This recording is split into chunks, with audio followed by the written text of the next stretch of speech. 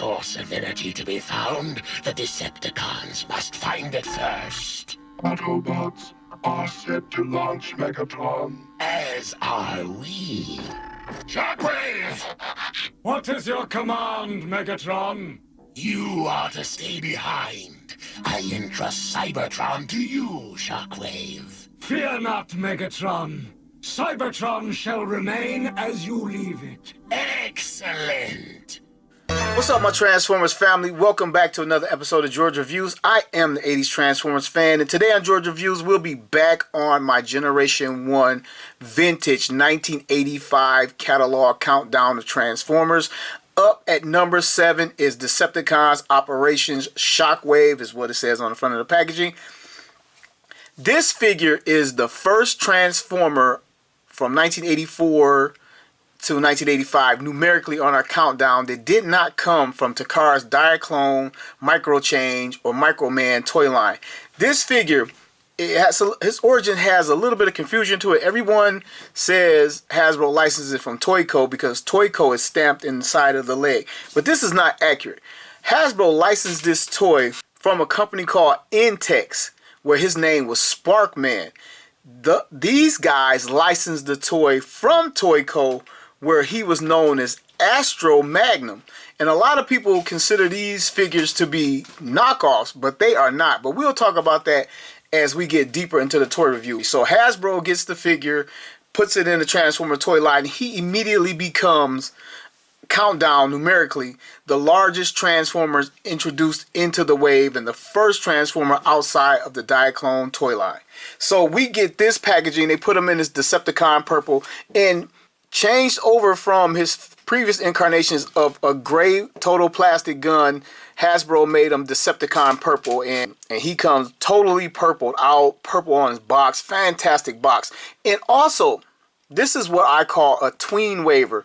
A couple of the Transformers came out in between waves, and Shockwave and his counterpart Jetfire were some of the in-between waivers.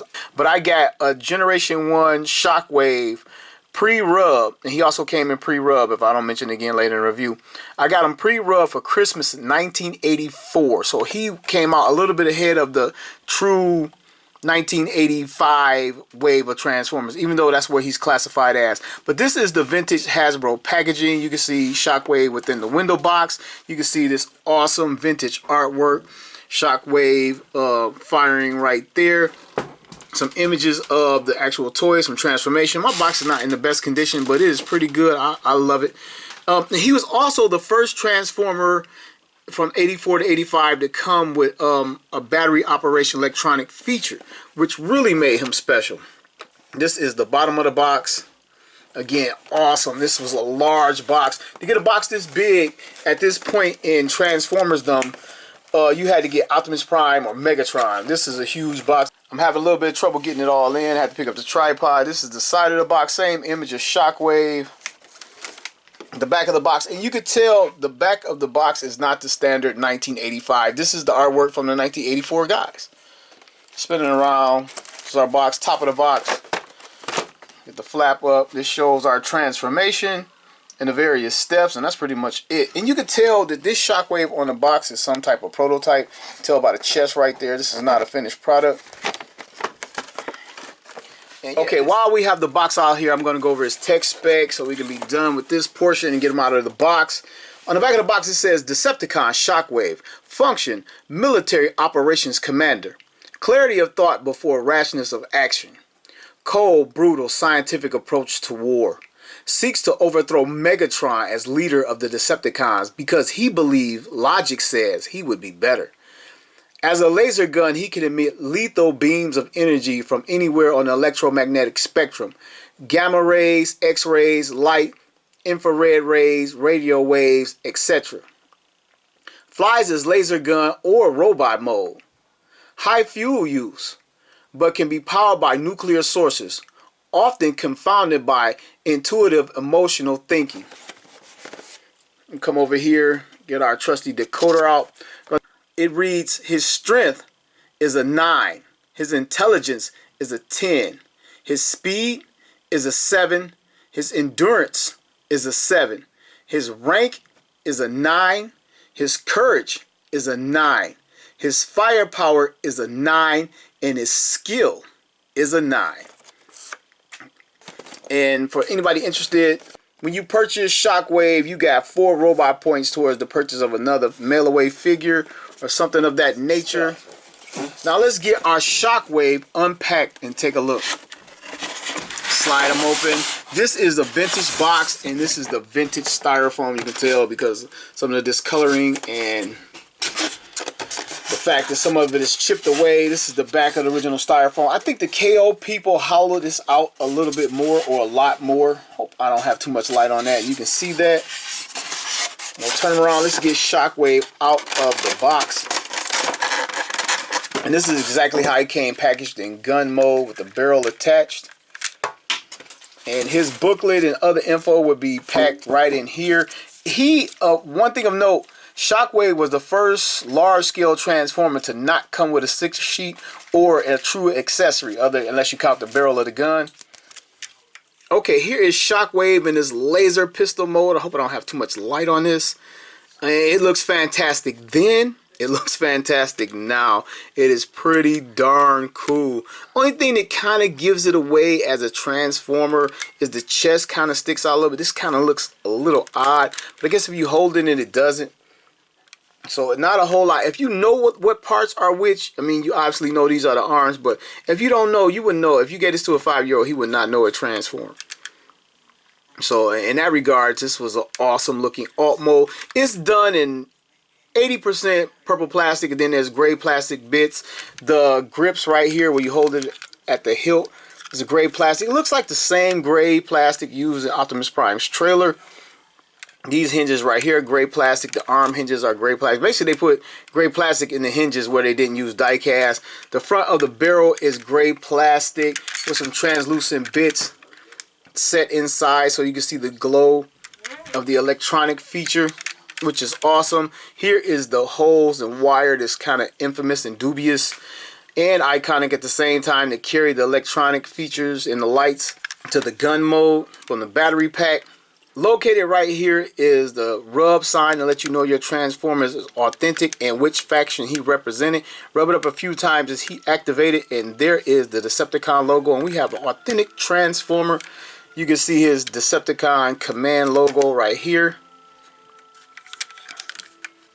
And yeah, pretty cool gun mode. Oh, we have the targeting sights right here, the crosshairs. It's actually molded into this translucent plastic. It's molded onto this side right here, but that is very cool. And the trigger right here, this trigger is a redesign. Hasbro added this trigger and well, actually changed it over from the Toyco version. I don't know if this is to make it more playable or more safety friendly for children, but that is that. We got some die cast right here for the parts that eventually become the feet. There's some die cast in the thighs, but we'll get to that. But here is this awesome laser gun mode, and because of this awesome laser gun mode, we didn't get to see this guy on Earth. He was kind of left behind on Cybertron because they felt he would not fit into the story, transforming into a Cybertronian gun, which I think that's kind of weird. You know what I mean? It's fiction, it's fantasy. They could have found some type of factory with futuristic weaponry or something, and he could have reformatted himself into that and had this be the Earth mode. I just wanted to see him on Earth. I thought it was cool that he still, or some characters maintain a Cybertronian mode. Thought that was still cool, but I want to see this guy run around on Earth. And they, goodness knows, they could have used more Decepticons in the first season instead of just cloning Starscream and skywarping those guys and having random jets walk around. I think it would have helped the story a lot if we could have got him in. And the first thing we're going to check out is his laser lights. This is the main sound that most people used, and it was like the most tolerable sound. When you switched it over, there's a switch back here to switch over the sound. When you switched it over, it annoyed friends and parents and anybody in the house.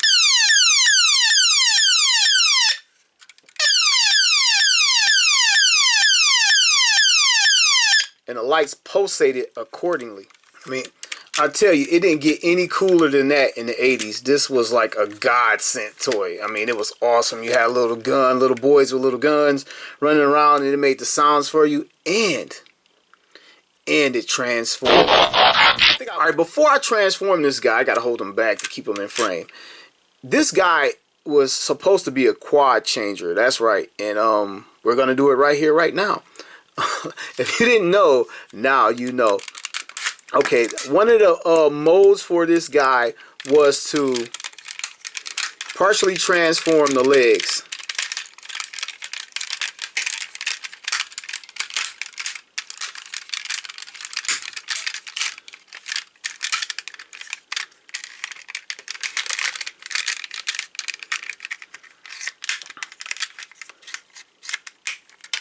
Like this.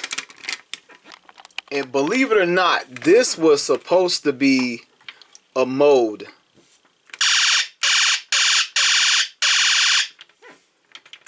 Just like this. And a lot of people will tell you, well, they just put an in-between mode in here and called it that. But no, the toy designers actually thought this was cool. This was not an afterthought.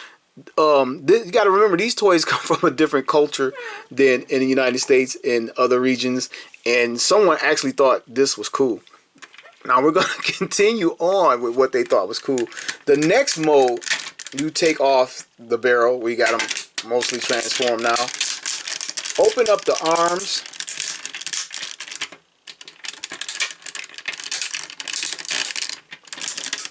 Swing it around one of these ways, like this or like this.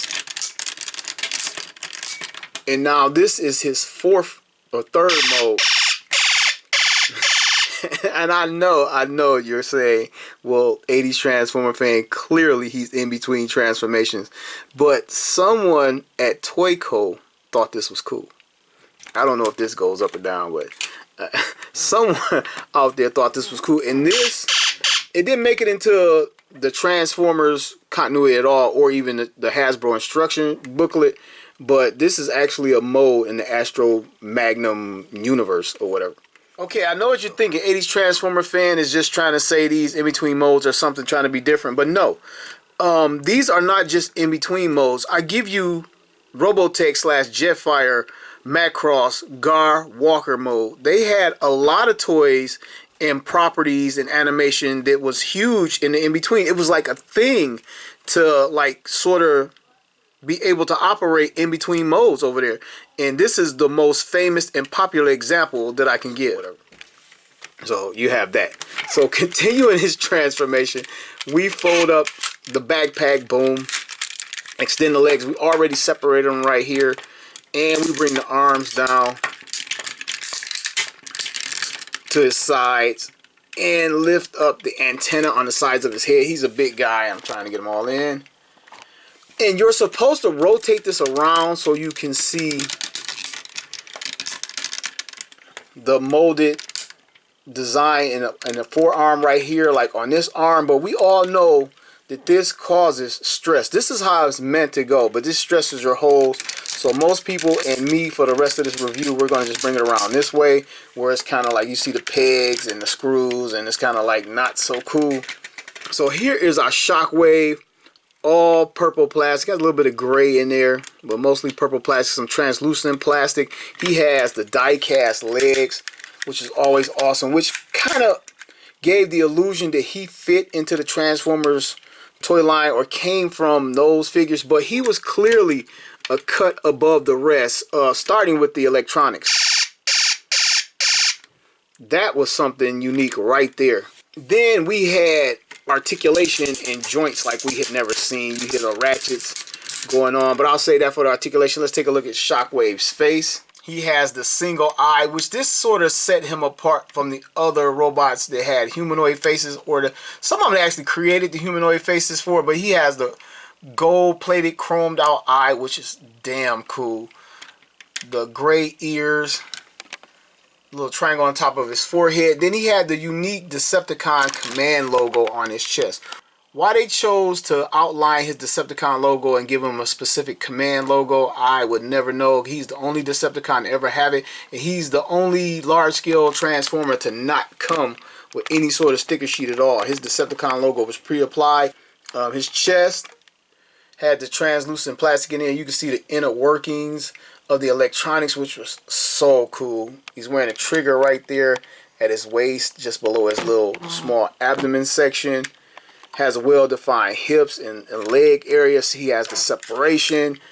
Man, the die-cast feet. This thing was so cool. Inside the leg it says Toyco trademark 1983 right there. You can see the springs in the legs. And you can just see, like, he was just engineered different than all the Transformers we had at this point. And he was just something special. When I got him for Christmas in 1984, I was just blown away. Not at just the size, but the things he could do. So let's take a look. Full 360 at the head. Articulation in the antennas. And the head can bob up and down because it's spring-loaded for transformation. Coming to his arms, the shoulders can come up and down. And again, that's transformation, but it is there. The shoulder can swing in and out that way. It was come up to this arm. And he has an elbow bend and an elbow rotation, which was leaps and bounds out of everybody we had seen at this point. Then coming to his translucent, super cool hands, they could 360 and rotate. Coming to the gun arm, it does not 360 or rotate, but it still has the laser fire feature while in this mode, which was awesome. The only articulation point that's really missing is the shoulder coming directly forward, or he can stretch his arm out. But man, this more than makes up for it. He walked around with a gun full time, battery operated on the cartoon, and continuous articulation. His leg can come up this far, which is again very impressive, front to back. And then he had a knee bend that was ratcheted. Bam, toe articulation. I mean, it's transformation, but it is there. This guy, I mean, he was just awesome. He was leaps and bounds better than most of the Transformers at that point. He can kind of get that are all dead pose a little bit. Alright fam, it's time to give Shockwave the size up and rundown. Now, you know I like to theme my size up and rundowns, and I couldn't settle on just one. I had a couple pretty good ideas, or ideas I think were pretty good.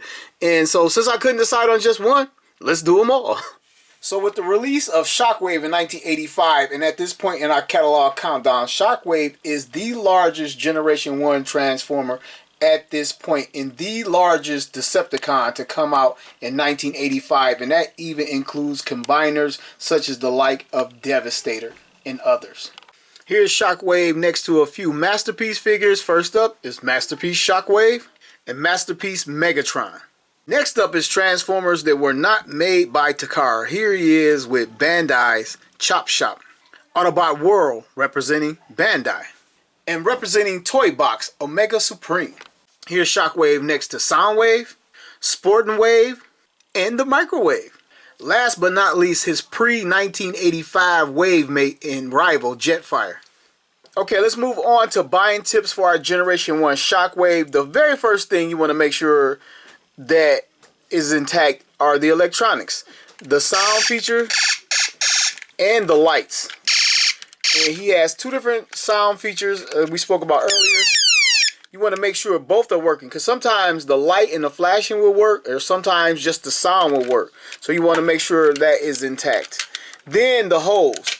This hose is prone for over the years. It's rubber to dry rotting, cracking. It gets brittle, and then a lot of times just twisting it and turning it, because again, I said earlier, the hose is meant to come around this way, and just the stress and the play word on this thing destroys it. I am lucky to have mine in pretty much great condition after all these years.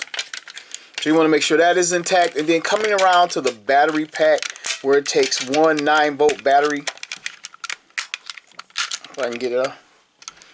And you want to make sure it has the battery cover as well. Inside the battery pack, just like any old toy, you want to make sure there is no corrosion. So let me get this off of here. On your contact points, no oxidation.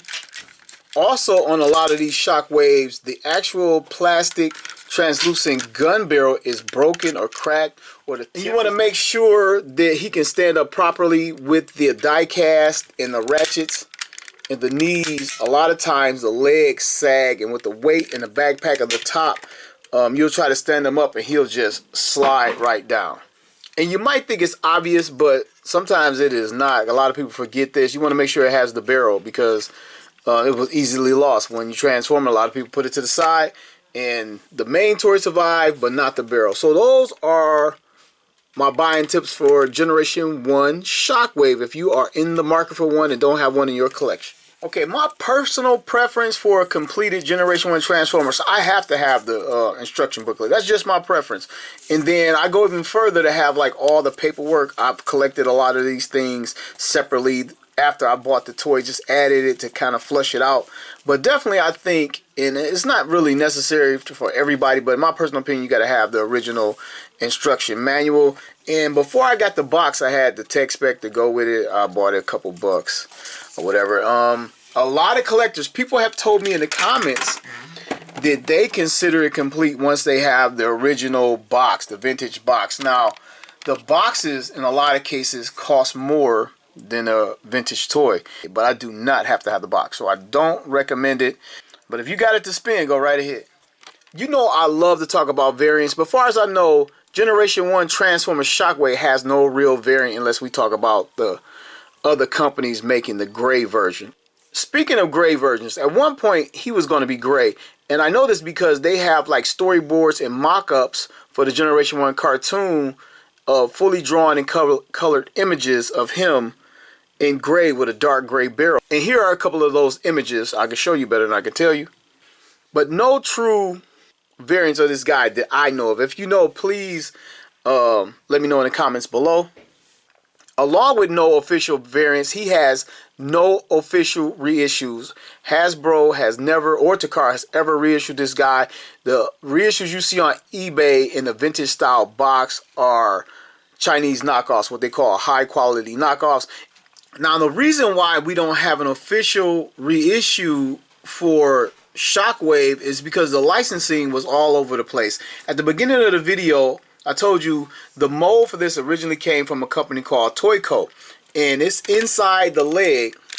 I know I showed it earlier, but let's show it again right here. Now, the original Astro Magnum does not have this inside the leg. So the original official is not carrying that stamp. It was later picked up by Intex Toys.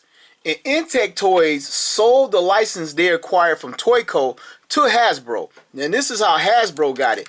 And a lot of people, a lot of these reviewers and channels will tell you that, because I guess it's just easier to say, well, it came from Toyco. But this is where it splits. Toyco sold it to Intex. Intex sold it to Hasbro. Hasbro brought it to the United States. But Toyco also sold it to Tandy. And Tandy sold it to Radio Shack.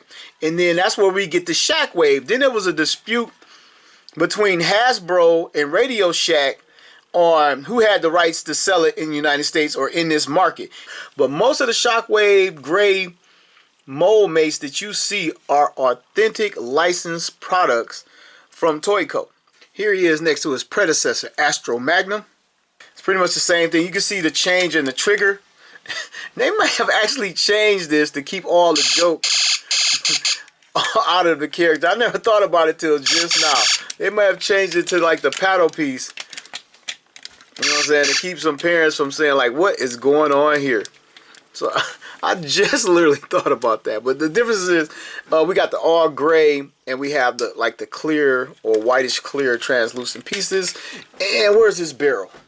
Okay, here are the differences in the two barrels. This is clear also on the inside. I think the grays are pretty much the same. It's just the inner parts. And in case you didn't know, this is a magnetic impulse diffuser barrel. It has an official name, so I don't think I dropped that earlier, but better late than never. I want to talk about my favorite Shockwave moment. The biggest thing was getting it for Christmas '84. It was just an awesome toy. So that was a moment. And then just this character from the Marvel Comics. If you like the cartoon version better, shame on you. In the Marvel Comics, this guy fought all 5 Dinobots by himself. Going hand-to-hand combat, laser arm to dino teeth, he gave Grimlock and the rest of the Dinobots all they could stand. And he was eventually defeated by an avalanche. Then, when he was awakened, he went right back to work. He blasted all the Autobots, defeating them all at one time. Removed Optimus Prime's head. Took over leadership of the Decepticons. He had the Autobots strung up like he was the Predator. Then he continued to battle Megatron a few more times, and I think he got one more victory before Megatron took over. Then this guy sent the Predacons after Megatron to do his dirty work. He was always trying to take over, but in a sensible, logical way. Well, logical to him anyway. And to me, that was everything. That was Shockwave, everything. When I played with him as a toy, that was the mentality I had as him as a character in my childhood playing fantasy. Not that cartoon Space Bridge guarding guy that was always defeated. So with that, that's all I got. What is your favorite childhood Shockwave moment or story? It could be anything from the toy to the cartoon to the comic books. Please don't hesitate to let me know what you guys think in the comments below. And I'm going to thank everyone for watching another episode of George Reviews. The reviews are every toy has a story.